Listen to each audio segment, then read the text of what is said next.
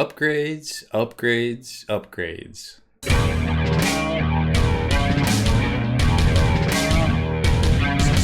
Spiky Bits.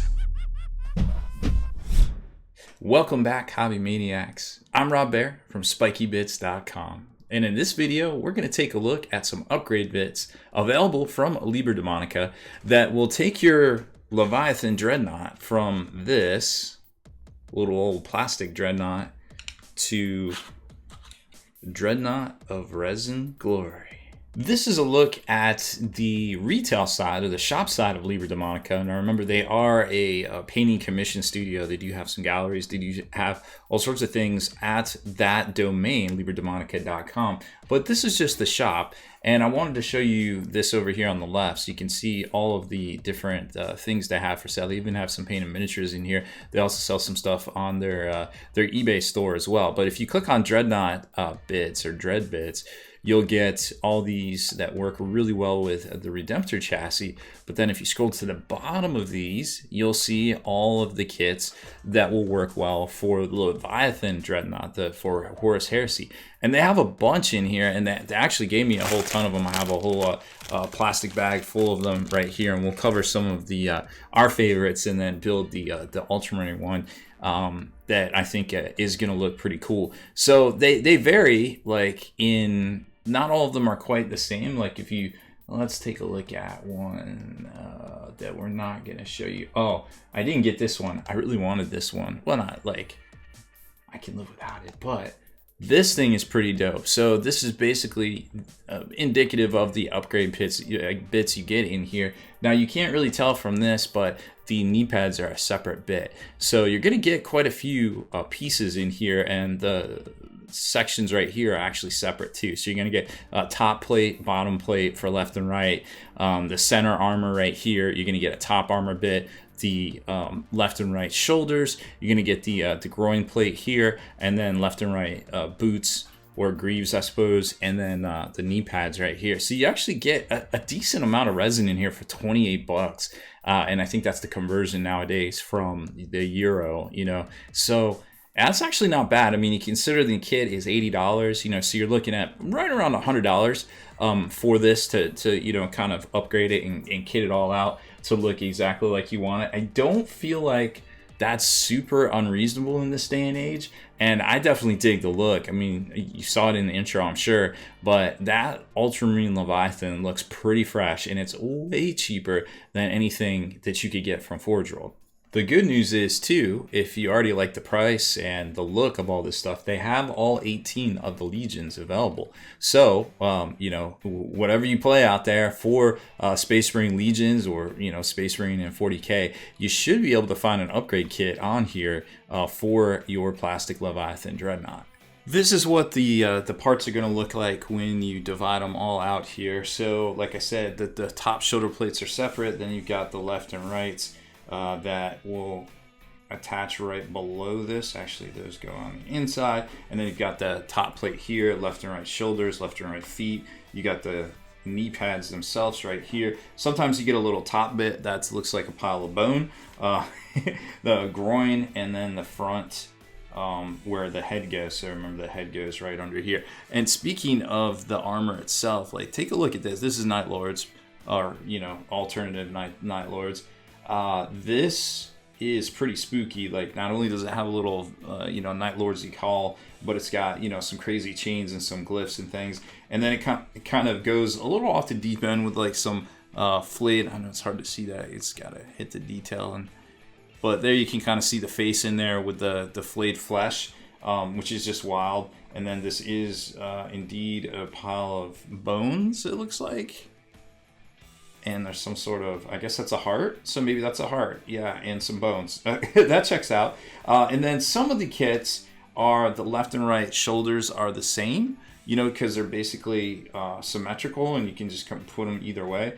This looks to be a separate casting because that's on the outside and that's on the outside there. So these are actually a separate left and right bit, but not all of them necessarily are. So you just have to be careful there. And then this is the greaves, and then you'll put the knee pads in there like that. So it's pretty easy to get together, and it works, you know, completely around whatever pose you might be trying to do with your dreadnoughts and stuff. So I don't think you have to worry too much about posability or anything.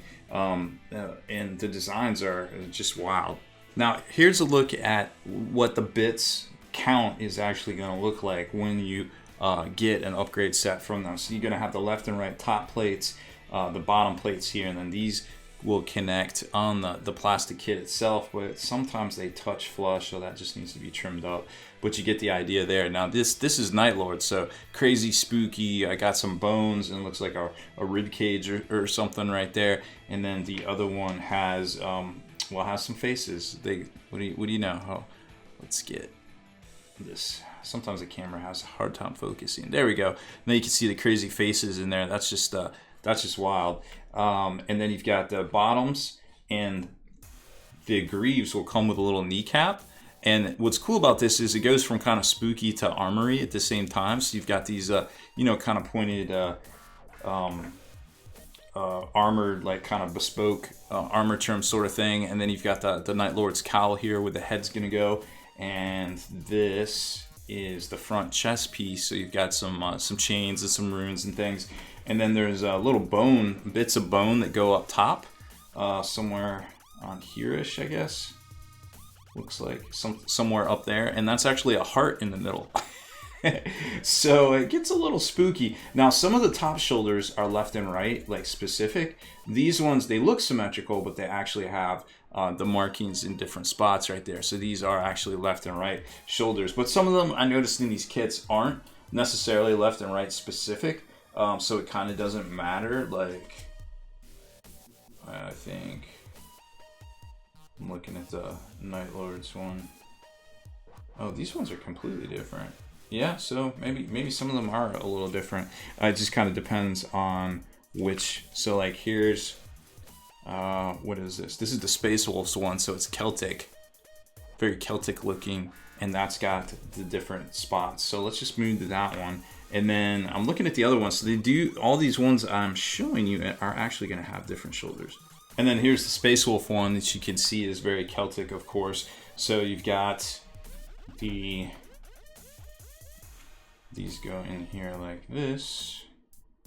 Pretty sure.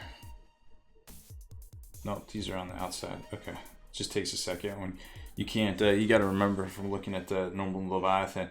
So I mean, the styling's great. I mean, all the gnarling on the little cutbacks on the Celtic pattern right there is just incredible. And then even on the top armor right here, you can see it's got the wolves and the Celtic symbols. You know, all that stuff. The knot, very very cool stuff. Very crisp, super good detail. And then this is where the head's gonna go right here. Then there's no top bit on this one. Let me get it. There we go. There's the focus. There's no top bit on this one, but you got a little runic skull right there, which is kind of cool. So, and then these have a larger, looks like a hammer motif, Mjolnir motif on the kneecaps right here. So these are a little bit wider than what we've seen on the other ones. But wow, that looks like a really cool kind of Odin-y Thor boot right there once you get it assembled. I'm only going to show you two more because you don't want to be here for like 13 of these, but these are my personal favorite. So this is the Blood Angels. I think it's Sanguine or something like that. This one's very crisp, and you'll note that it does have the different shoulders right there. So they are symmetrical. They just reciprocated them in the files there, but it gets pretty wild. Like this is a complete covering. Actually, I'm not sure which way it goes. I'd have to look at the. Now I'm looking at it. That goes towards the top. Okay, so that's like some sort of top shoulder pad. That's pretty wild. Maybe I should have put this one together because now I'm really liking that. And then what I like about the texture on some of the motif is it's kind of like Mephiston's armor or what's his name's Azeroth. Like they've got that muscle sinewy texture, and then the middle here definitely has the same kind of stuff on the torso that you would be used to, and then you've got the little laurels right there for the sarcophagus on the front, and then the knee pads are very fresh too. They're just laurels on the front right there, and it's got this really cool looking artisan kind of cowl to the front there, and then the muscle sinewy texture on the back, which is I really dig it. And then last but not least, and this is probably my favorite other combiner besides the Ultramarines one, which combines with the top and bottom plates right here. So you've got the World Eaters, and then the bottoms of the World Eaters lock in like that, and then you got, you know, some really cool looking gladiator type armor, and these have little chains on them and things. And then the knee pads right there have the little World Eaters kind of motif on the front, which I definitely dig. And then this is what you're looking like. So kind of like a little bit of butcher's nails there, a little bit on the front, and then when these get locked together on the side plates, they're gonna form the World Eater symbol on both sides. Really, really big and very pronounced, which I really dig. And I'll show you an example of how that looks when we look at the Ultramarines one, when we get that together. Now, these go together pretty good, assuming, of course, that you haven't already built your Dreadnought. If you built your Dreadnought,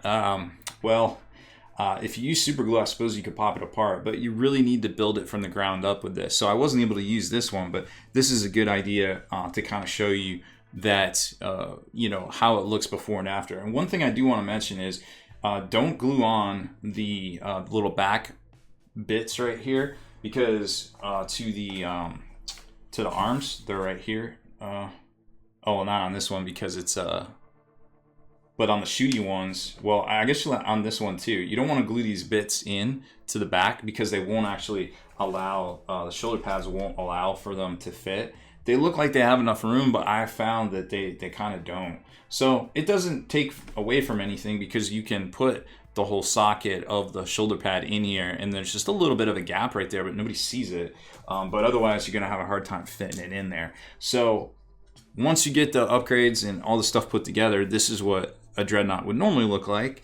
And then this is what it looks like with all the armor plating on it. Now this is the Ultramarines one, and like I said, it's my favorite based on how the segment plates go in and lock together to kind of form this little segmented kind of Romanesque armor, or Greco. I guess we'll go with Greco-Roman because I guess they kind of mix everything at this point. And then you've got this, you know, these are actually the same bit left and right. That's why I was like, oh, wait a minute, because I tried to position them. You just want to be a little careful, like I said, not gluing that bit on the back here. And then you've got a little bit of clearance depending on how you want to put glue on your, or pin on, or magnetize your barrels right here. You got a little bit of room, but not a whole lot on this. You probably have more room for the close combat ones. But it's just a very, very stunning look to this, and it doesn't matter, you know, what pose you kind of build, but you can really kind of fit it in there and you know, just glue on the bits and kind of position it as you go, so to speak.